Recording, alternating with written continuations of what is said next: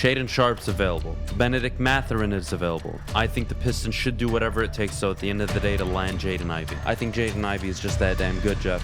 He's the pick if I'm the Pistons at 5. One thing is he wants guys that want to be in Detroit, and Jaden Ivey checks those boxes. Jeff, this is our first official mock draft release.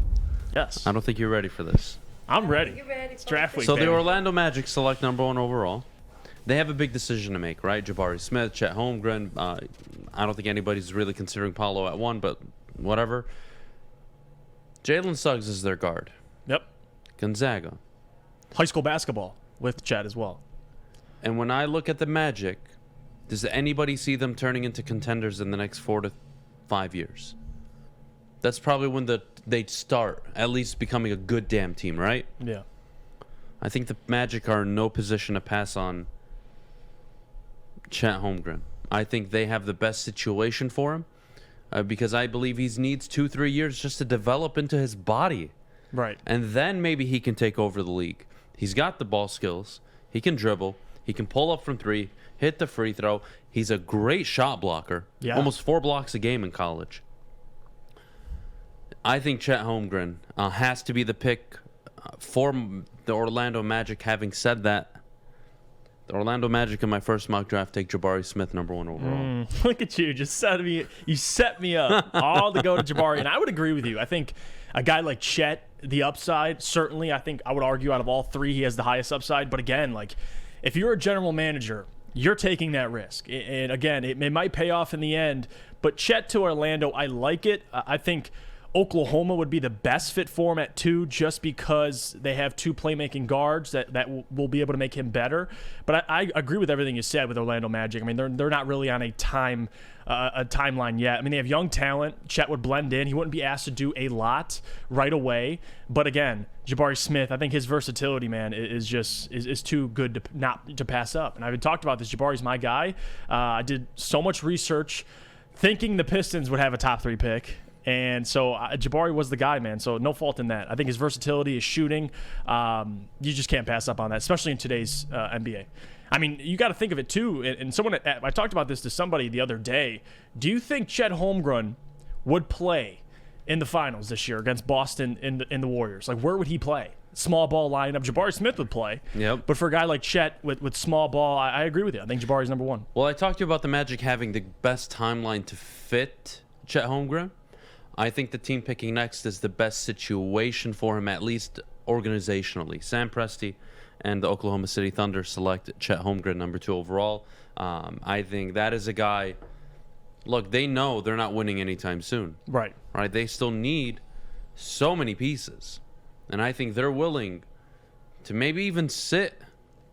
I wouldn't say sit, but be cautious with Chet his first year in the league. Make sure he's not getting injured. Keep him healthy. Play him about 55, 60 games. Mm-hmm. Let him build body mass, muscle, and when he's ready, let him loose. And I think that's a 2 to 3 year process for Chet. And if you don't like the Chet example with KD, I respect that. I think he's got all the skills. But if we're going to compare Chet to somebody, at least in transformation and how they're going to grow, just look at Giannis coming into the league. That's your best case scenario. Not that you want him to play like Giannis, but can you build your body? Giannis is the example of yes, you can if you take it seriously. So I believe Chet can do that in Oklahoma City. Number 3, I think this is an easy one. I don't really need to waste much time. Paolo Banchero. Yep. Houston Rockets forward. Yeah, this is the obvious pick. Yeah, and this is a guy also, if I had to bank on one of these guys being an all-star, it's Paolo Banchero. I think he has that potential, certainly. I think Houston, pairing him with Jalen Green. I mean, we crapped on Jalen Green last year as Pistons fans for those comments, but again, you can't deny the talent. Jalen Green's a talented player, and you're adding another guy who can become a superstar in Paolo Banchero. So if you're a Houston Rockets fan, which I'm assuming everybody watching is not, they're going to be happy. Paolo Banchero is that guy. I mean, if he went and won, I wouldn't be surprised. I do agree. He's a guy that shot up the board, especially down the stretch, played pretty well in the NCAA tournament. He's a good player, good forward. You pair him with Jalen Green. The Rockets have an interesting rebuild. I mean, these teams are picking in the top 5 for a reason. They suck. Talent. They need talent. They just need talent. And I think the first 3 teams, I'd be happy if I was their fan base with the picks. I don't mind Orlando passing on Chet. If I'm the GM, though, that's a unicorn to me. Yeah. And if I'm going to miss on a unicorn, so be it. But damn it, I'm going to try. At least that's my perspective on the Chet side of things. But now we get into the real talk, right? Yep. Pistons pick at 5, Sacramento at 4. Sacramento has put themselves in a very awkward situation. Mm-hmm. It is reported they want Keegan Murray, and they will do anything to get him, but they don't want him at 4, but they're afraid they won't get him at 6 or 7. It's a tricky. So, in this version of the mock draft, there are no trades. Mm-hmm. Sacramento takes Keegan Murray number 4 overall. I think they stick to their guns. The Pistons aren't going to be stupid enough to trade up. I don't believe the Pacers are going to want to give up any of the capital they acquired from Sacramento in the trade to trade up. So watch out. I would say watch out for Keegan Murray as a lock at 4, and I do think it's a reach, and I wouldn't have taken him. But Sacramento, again, they're pinning themselves on a win now mentality. Sabonis, Fox, Mitchell. All right, well, insert Keegan Murray. He's a good damn player. Could be a very good role player in the NBA. I don't think he's a star, though. Yeah, I mean, I would agree with you. I think Keegan is in an interesting spot because if you look at the Kings, a lot of teams are going to be calling the Kings, including the Knicks. But again, what do they have to offer? The Pistons have been inquiring about it, Troy Weaver. But again, at 4, a part of me believes it will be Keegan Murray. That's who the Kings like. They even took him out to dinner with De'Aaron Fox and Domantas Sabonis. He makes the most sense. Another guy you could plug in right away is going to be ready to contribute right away. He can shoot. He's going to be great in transition. He'll be able to play off De'Aaron Fox and Sabonis, both of their playmaking abilities. I like it.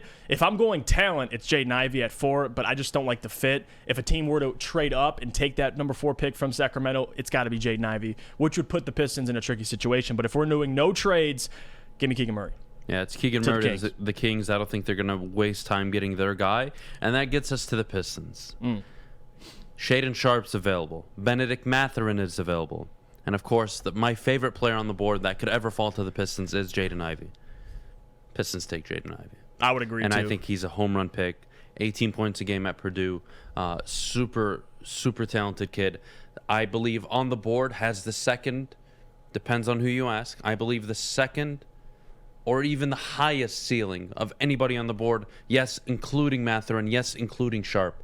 I think Jaden Ivey is just that damn good, Jeff. He's the pick if I'm the Pistons at 5. Absolutely. He's the best guard in the draft, number 1, best point guard. But more than that, if you're a guy who, like me, wants upside, he checks those boxes, and you have tape. Like, I love Shaedon Sharpe. That's a guy that, I've been watching so much high school film on. But again, I'm obsessed with what he can be. But being realistically, I mean, we have to be realistic. It's Jaden Ivey. Like, the upside, that's a guy who's worked out for only 2 teams, Orlando and Detroit.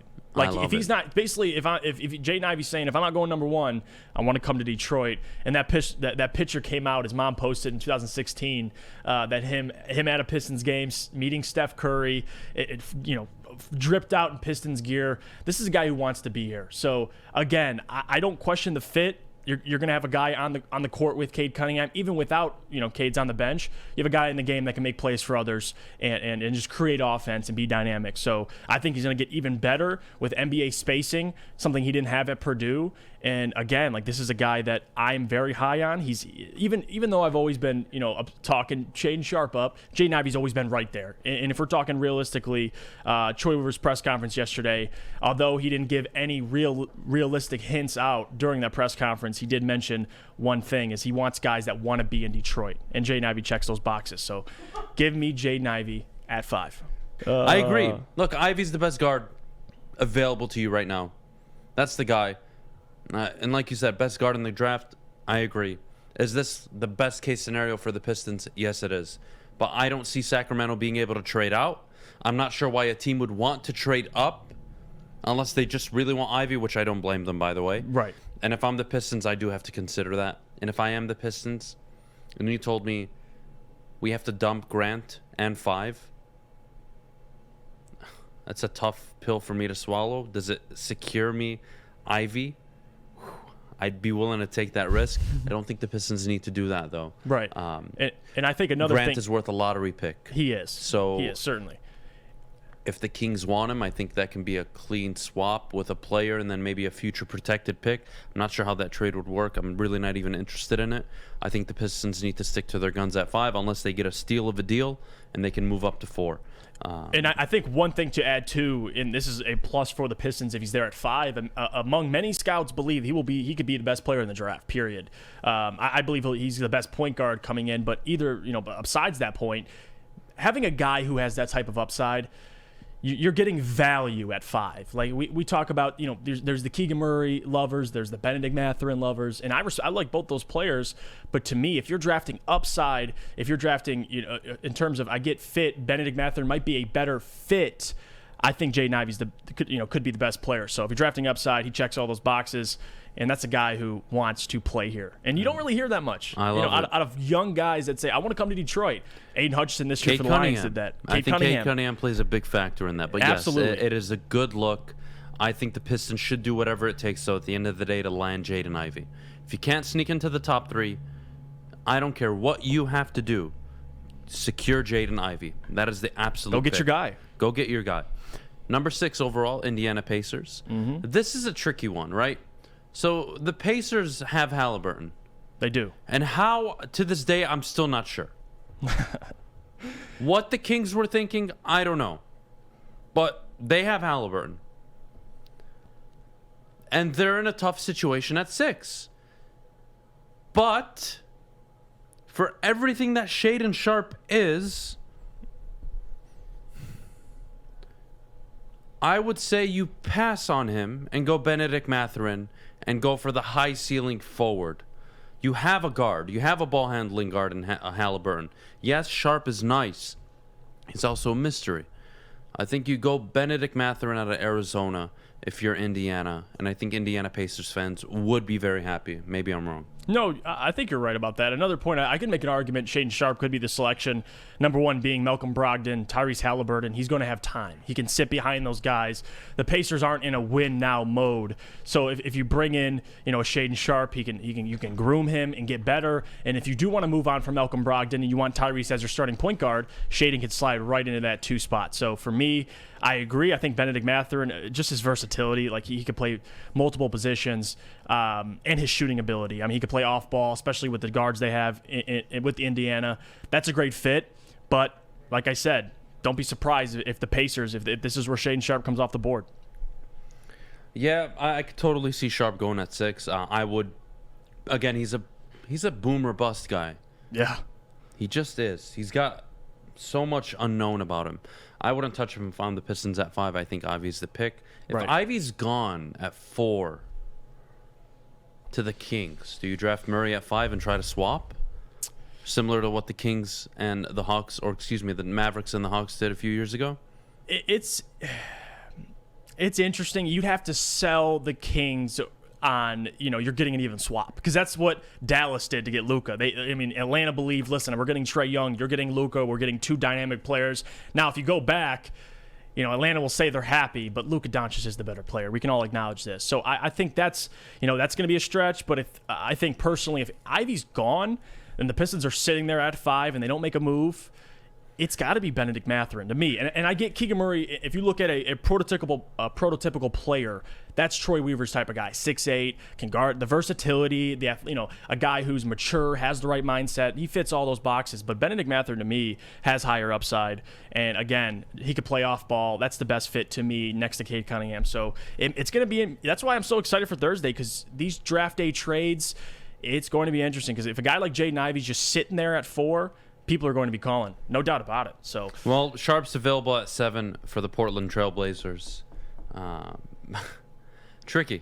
It is tricky. Tricky. If I'm Portland, I'm trying to trade out. Whether it's Grant, not sure what the Suns deal looks like for Grant. I'm not sure yet what the Pistons are even thinking. They have to trade him. If they get pick 7, AJ Griffin's on the board. Yep. Johnny Davis is on the board. Shaedon Sharpe's on the board. Benedict Mathurin's off the board at 7. Why would the Pistons make this deal? It's a tough scenario. You have Cade. You just drafted Ivey. Yep. You have Killian, Sadiq, Livers, He's going to put a lineup of guards. And not just that, if you trade Jeremy and get the 7th pick, So now you you got to line up another forward. Yeah. And then you're going to draft another guard. So I don't see that trade happening in this scenario. Right. So we're going to leave pick 7 to Portland, and I think they take Shaedon Sharpe, and they try to swap him somewhere across the league with someone for maybe a Bradley Beal. Who knows? Yeah. That could be a move with Washington. Washington, I believe, are picking 11 or 12, and they're projected 10. to get Johnny Davis. Yep. So that would make sense to me. I would trade pick 7 for Bradley Beal, or at least attempt to. Whether Washington would do it or not is beyond me, and how the money would work, that's a whole different problem and a conversation that we need to have. If I'm Portland and you're in a situation where you're sitting at 7, number one, I'm fielding offers because I'm not taking Shaedon Sharpe. I don't have the time. I have Damian Lillard. I'm on a time crunch for him. I'm trying to sell him to stay in Portland. So you want to trade it. And let's say the Pistons do acquire at 7. I like Jalen Duren. I mean, that's a guy who, if you're on the board, I think he's among. I mean, you need shot blocking. You need size on the Pistons. So Jalen Duren fits the mold for me, though. But if I'm Portland, I wouldn't count out Dyson Daniels. I mean, this is a guy who, again, defensively can bring everything you want next to Damian Lillard. He's another playmaker. He's got the size, and he just makes sense. But again, who knows? I think Portland's in a tricky spot because you're hearing the rumors with John Collins, with Atlanta being offered for that 7th pick. If I'm Portland, I'm calling because I need to make a deal. I can't have a rookie come in and look at Dame and be like, "See, look what I got you." A rookie. I do agree. There is another element to this. Guys, what's the NBA today?